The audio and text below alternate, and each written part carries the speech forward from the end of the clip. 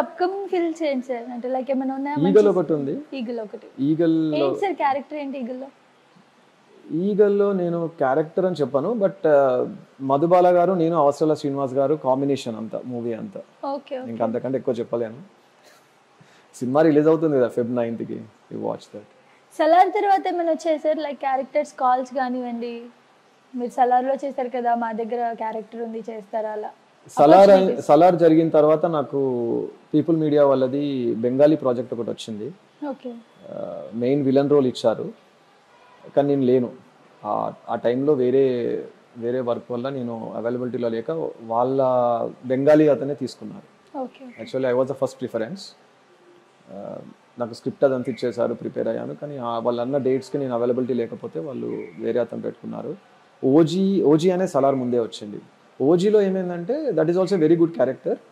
Ball Thackeray చిన్నప్పటి role, అది clean shave అడిగారు.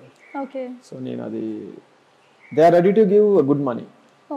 వాళ్ళు మీరు ఎంతైనా ఇస్తాం సార్, డైరెక్టర్ మీరే కావాలన్నారు, కానీ మీరు షేవ్ చేసుకోవాలి. ఆ నెక్స్ట్ డే నాకు ఇంకో మూవీ ఉంది, లక్కీ మీడియా వాళ్ళది ఇంకో మూవీ చేస్తున్నా, అది కంటిన్యూటీ ఉండే. సో నేను చేయలేను సార్, షేవ్ ఉంచుతాను అంటే ఓకే, షేవ్ తీసేయడం అంటే పాసిబుల్ కాదన్న. ఈవెన్ సలార్లో కూడా షేవ్ చేసుకోమన్నారు. నేను చెయ్యలేను సార్ అంటే ఆయన చూసి పర్లేదు ఉండని బాగానే ఉంది ఉంచేసుకో అన్నాడు. అది డైరెక్ట్ ప్రశాంత్ నీల్ గారు చెప్పారా, అసిస్టెంట్ డైరెక్టర్ చెప్పారా మీకు? ప్రశాంత్ నీల్ గారే చెప్పారు. డైరెక్ట్ ఉండనిచ్చే అన్నాడు. డైరెక్ట్ నా ముందే అక్కడ సెట్లోకి వెళ్ళిన తర్వాత ఆయన అన్నాడు, సార్ మరి మీరు షేవింగ్ అన్నారు కదా సార్ అంటే, ఉండనిచ్చే బాగానే ఉన్నాడు ఇంకేంటి కానీ అన్నాడు. సార్ చాలా మంది ఆర్టిస్టులు లైక్ కొంచెం ఓల్డ్ గా ఉంటే మేము చెయ్యము, ఓల్డ్ టైప్ క్యారెక్టర్స్, ఇప్పుడు ఒక మదర్ క్యారెక్టర్ ఫాదర్ క్యారెక్టర్ చెయ్యము అంటారు. మీరు కొంచెం ఓల్డ్ క్యారెక్టర్ లాగా దాంట్లో గెటప్ అంతా ఉంది సలార్లో. ఏమనిపించలేదా నేను ఓల్డ్ గా చేస్తే అలాంటి క్యారెక్టర్స్ వస్తాయేమో, నేను ఇంకా అంటే లైక్ మెయిన్ విలన్ గా అయినా చేయొచ్చు కదా అని అనిపించలేదా?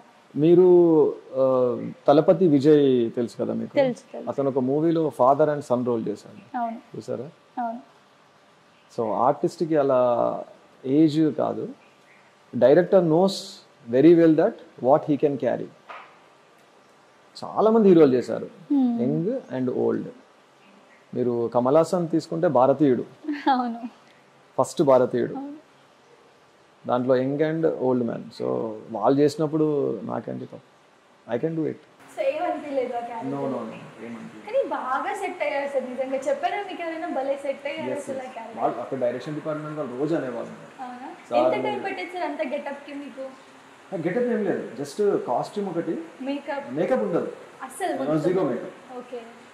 No not even you know this moisturiser కూడా ఉండకపోయేది అప్పుడప్పుడు, ఎందుకంటే ఆ వేడికి మాకు వచ్చేది ఆ స్వెట్, మాయిశ్చర్ అయిపోయేది స్కిన్ అంతా. షూట్ అంతా లైక్ ఎక్కడ సార్? మొత్తం రామోజీలో మొత్తం టోటల్ షూట్ ఎన్ని డేస్ పడింది సార్ మీకు షెడ్యూల్? లైక్ నాకు మొత్తం 15 days అయింది, అంటే రీషూట్స్ అన్ని కలుపుకొని 3 weeks. సో ఎంత పే చేశారు? పర్ డే లాగా చేశారా, ప్యాకేజ్ లాగా చేశారా? ఇది చాలా మంది చెప్పారు, బట్ అది మీ పర్సనల్ చెప్పాలనుకుంటే చెప్పండి. నేను వాళ్ళని 50,000 అడిగాను పర్ డే. ఓకే. అంటే నాకు 15 days అని ఏం చెప్పలేదు సార్, ఉంటే ఒక 5 days ఉండొచ్చు అన్నారు. సో 50K ఇవ్వమని అడిగాను. వాళ్ళు అన్నారు 50K ఇవ్వలేమని, కొంచెం తక్కువ ఇస్తాం సార్ అన్నారు. అంటే సరే ఇటు సైడ్ చూసుకుంటే సలార్, అటు సరేలే అని చెప్పి యాక్సెప్ట్ చేశాను. Okay, I'm satisfied with the amount. తర్వాత ఏం జరిగిందంటే షూటింగ్ అయిపోయిన తర్వాత లాస్ట్ డే ఆఫ్ షూట్ అనుకుంటా, రీషూట్ అప్పుడు ఒక చెక్క బెంచ్ ఉంటుంది, బెంచ్ మీద అక్కడ ఏడి, నేను అతని పేరు చెప్పాను, నేను అతన్ని ఇద్దరం కూర్చున్నాను. కూర్చుంటే అతను ఇలా చూసి నా కాళ్ళ మీద ఇలా లెగ్ పైన హ్యాండ్ వేసి ఇలా లేసాడు అనమాట, స్లోగా లేచి, శ్రీరామ్ గారు మీరు వచ్చినందుకు చాలా థ్యాంక్స్ అండి, అసలు మీరు రారనుకున్నాము, మీరు రాకపోతే మాత్రం మాకు ఇక్కడ చాలా ప్రాబ్లం అయ్యేది, ప్రశాంత్ నీల్ గారు మీరే రావాలని చెప్పి పట్టుబట్టారు, మీకు 1 lakh per day ఇవ్వడానికి మేము రెడీగా ఉండే సార్ అన్నాడు.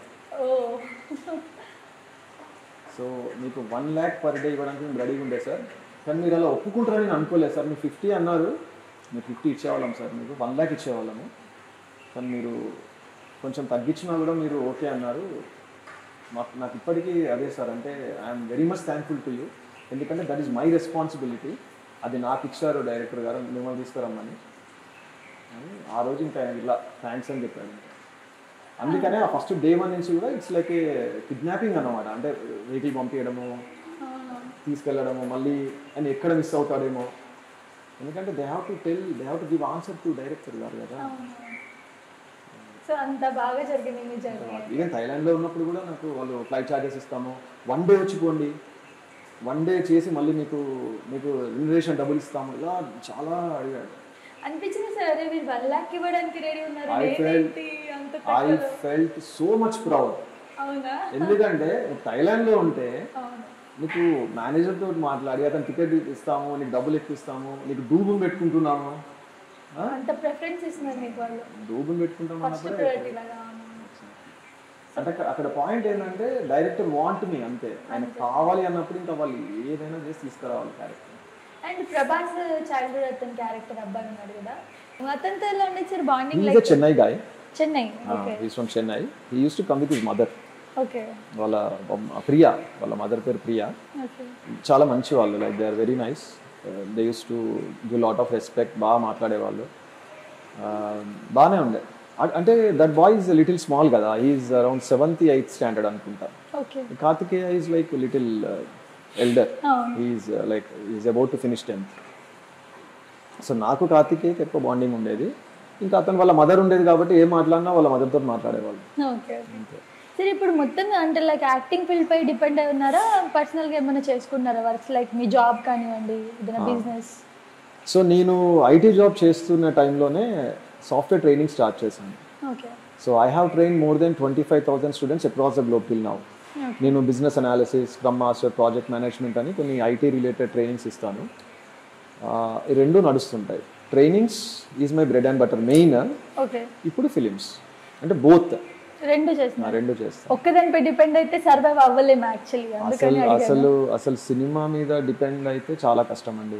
అంటే until unless you get fame, it is very difficult to survive.